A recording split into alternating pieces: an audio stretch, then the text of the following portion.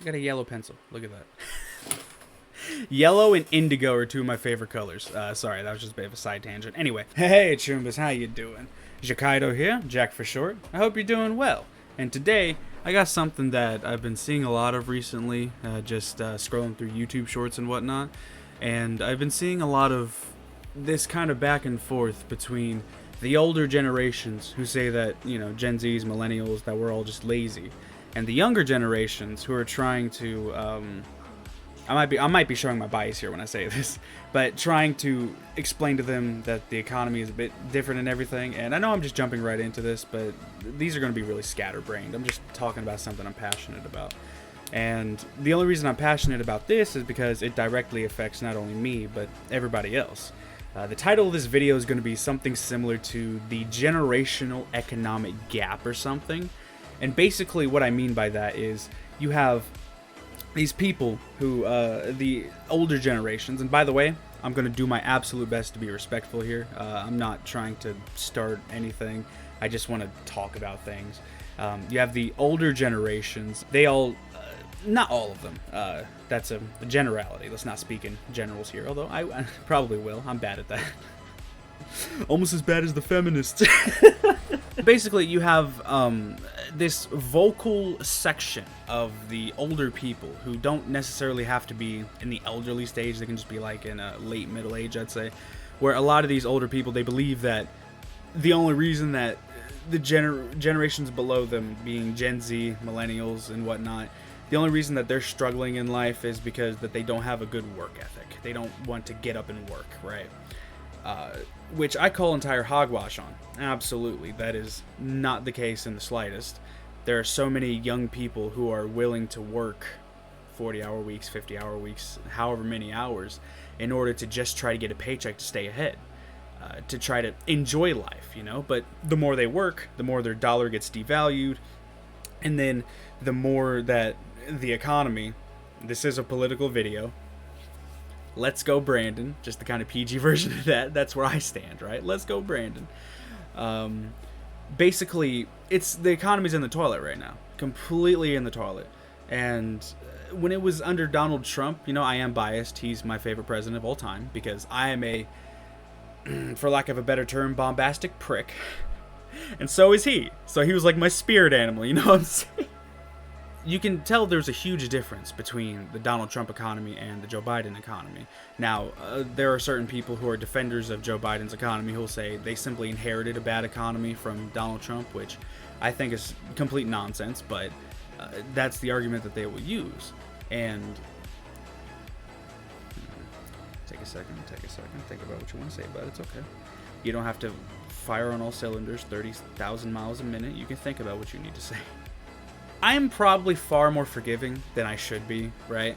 I don't enjoy engaging in the vitriol and the toxicity of the back and forth between my president, my candidate, my ideology, your ideology, da-da-da, back and forth, and they end up just calling each other racist and all these other words for whatever side it might be, you know?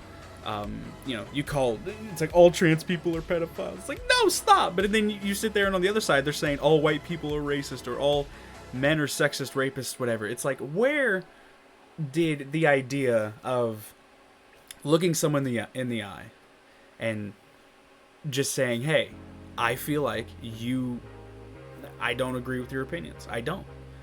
And then the other guy could say that they don't agree with my opinions. And then we just chill out and have some soda.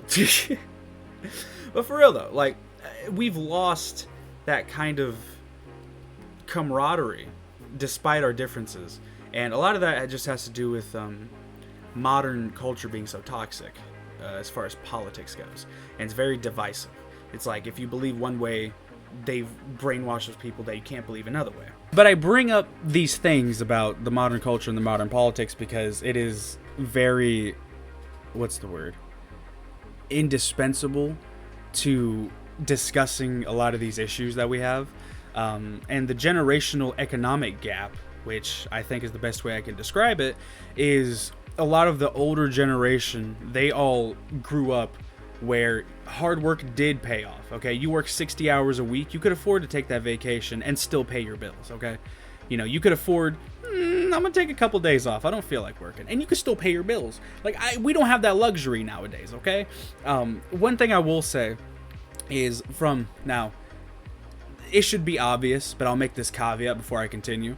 Everything that I'm going to say is from my perspective. It's my opinion. It may not be factually correct, and if it is not, I am open to be corrected, okay? I do not need to be right on everything, but these things that I will say, I do believe to be correct. Now, I can be proven wrong, as I just said, but I believe that they're correct, so I'm going to speak on them as if it's correct. I say that because the way I see it is that a lot of these older folks, they've had so much time to build up not only wealth as far as immediately being able to spend it on bills and whatnot, but also building up essentially a retirement fund, I guess, like saving money. I'm not exactly sure what appropriate term would be good to use there, but they've had a lot of time to save up their money too. So while they're all in their kind of retirement age, or you have a lot of badasses who enjoy working while they're 60, 70-year-olds, got 70s, what?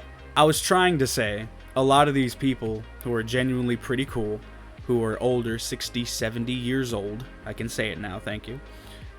God bless them. But a lot of the older folks who get to that age, they kind of just, when they do retire, most of them normally have that kind of fund to go back on. And if they're working until they die, then, they're probably in a position where they're set. They're not going to be fired or thrown over. Now, that's not an absolute. I understand. Of course, there are different, what's the word? Like different nuances, It's not one size fits all. There's obviously a lot of different things that go on between individuals, right? Which is why I'm not really in agreement with a lot of liberal ideas, because most of it is one size fits all, and that's just, you can't treat humans like that on a large scale. I do believe that it has to be a case-by-case basis, but there also are kind of blanket things that you can apply to humans in general. Most humans kind of follow the same behavior patterns, When I say that, I mean more like in a sense of recognizable patterns that have happened throughout history and continue to happen nowadays. But back to topic on hand, whenever I ramble and I don't have like a script or whatever, I get very off topic, so I apologize if that bothers you. But what I was trying to say is this gap between older folks and younger folks is basically, I think it's the older people grew up with a certain way, and the world was completely flipped on its head, not only because of the 2020 pandemic, but just the things that would be beforehand, the things that came after, just the culture. Ever since, well, I guess ever since forever, it just gradually changes, and a lot of these people who grew up with these opportunities, with the hard work, and being able to nose to the grindstone and being able to provide for your family. We can't do that nowadays. I live in a dual income household. It would be I don't know. It would be 3 incomes, but my stepdad has an injury at the moment, and he's got to go into surgery later this month. So even with 2 incomes, we're struggling. I bet even with 3 incomes, we'd be struggling. Technically, he has a disability check coming in, so we do have 3 incomes in a way, and it's still struggling. We're still struggling. Back in the day, you could have one income support a family of 97. No, that's the entire idea, and I feel like that's where the disconnect comes from, is a lot of these older folks, they're in a position where they don't have to worry about working as hard, I guess.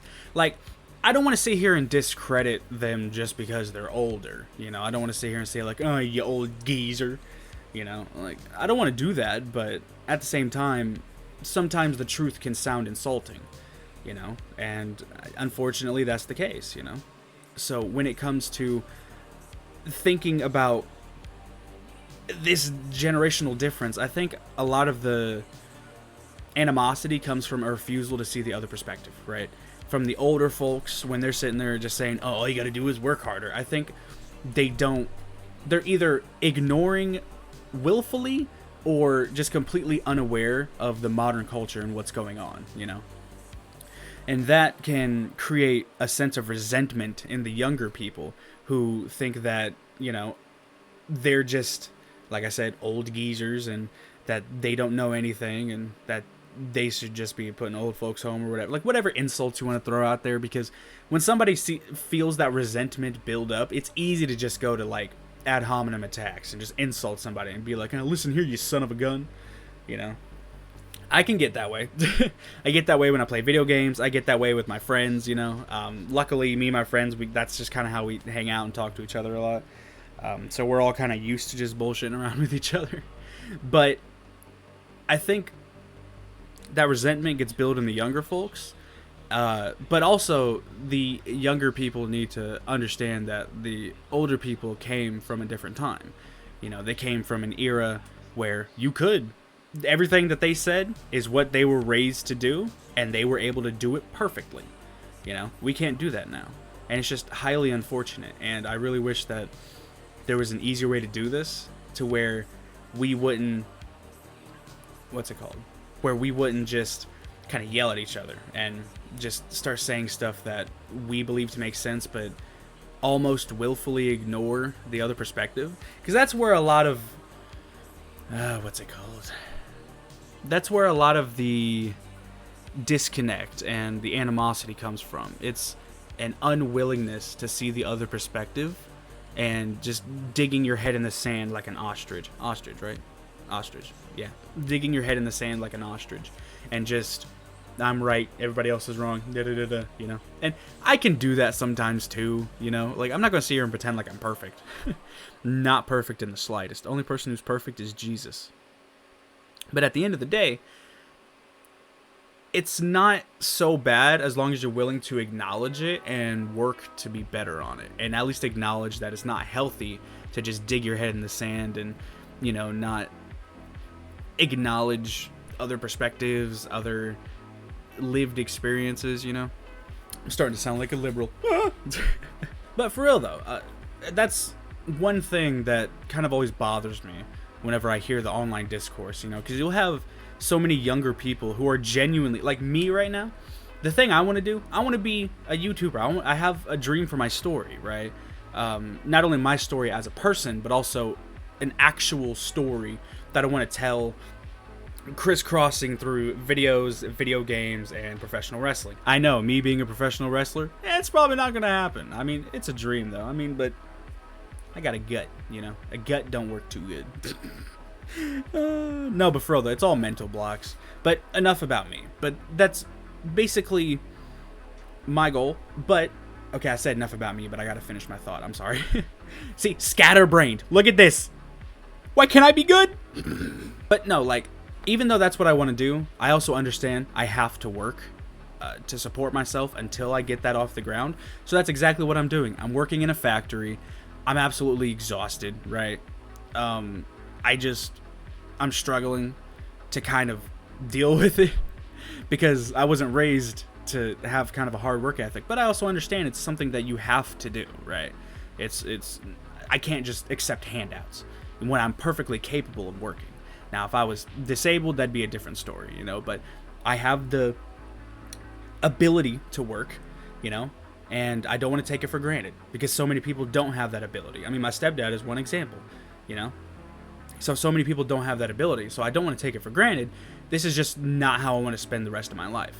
And that's kind of, for me, why I kind of get so upset whenever a lot of the older folks kind of say that Gen Z doesn't have any work ethic. They don't have, you know, these things that they need in order to support themselves, in order to work and whatnot. Because I was not raised to have that strong work ethic, but I also understand the importance of it, and I'm trying to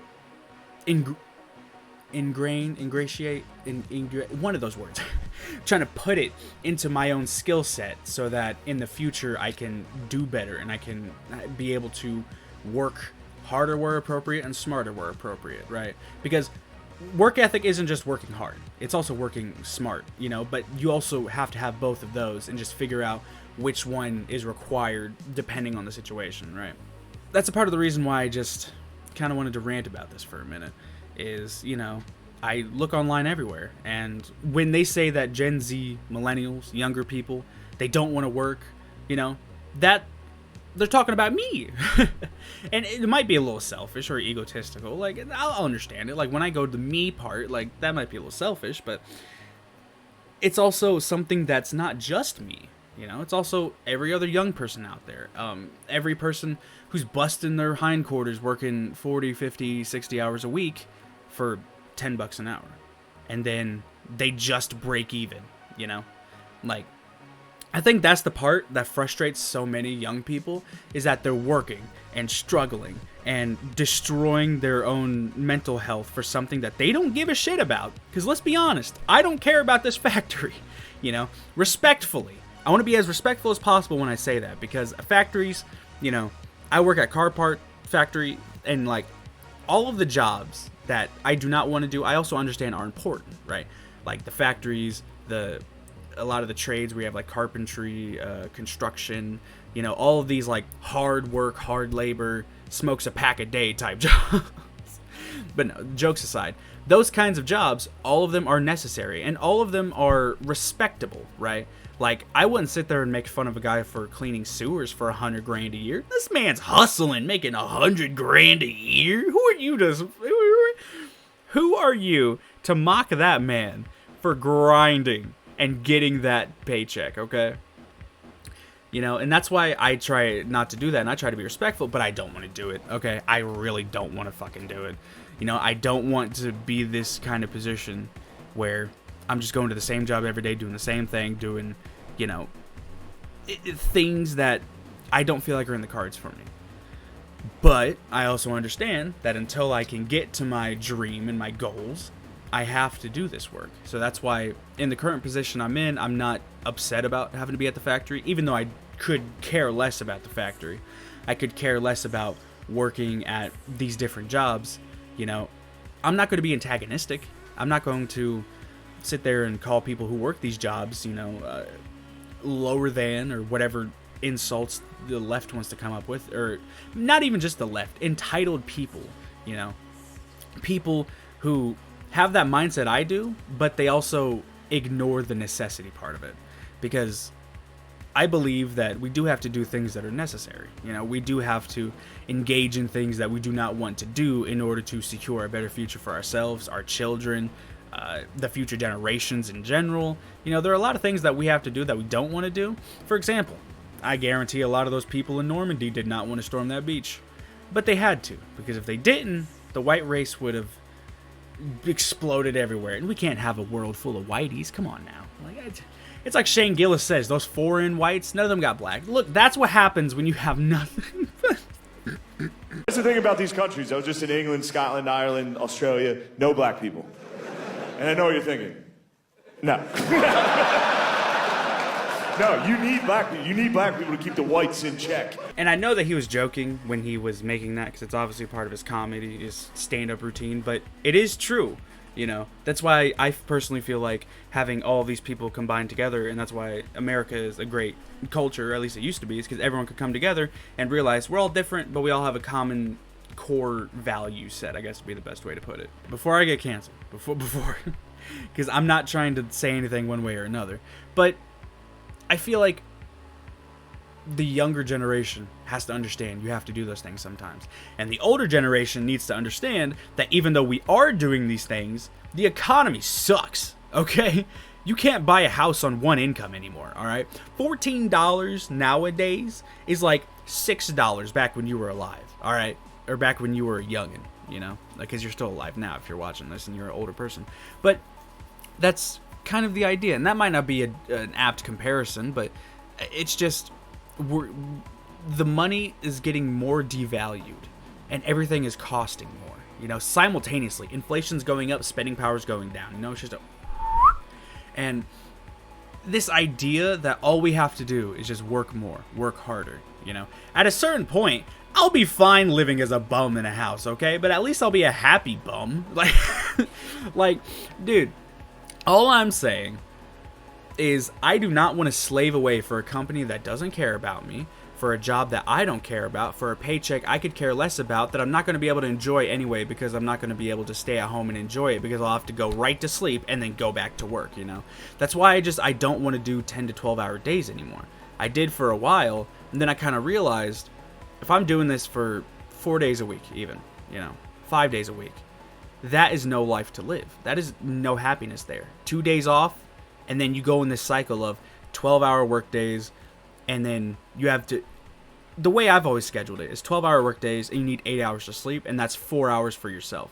That is pennies on the metaphorical time dollar for days, And sometimes you got to work harder. Sometimes you got to do more things. Sometimes you got to work smarter. I understand this. There are appropriate situations for every individual situation that we're in. There are appropriate responses to these situations, I guess would be a better way to put it.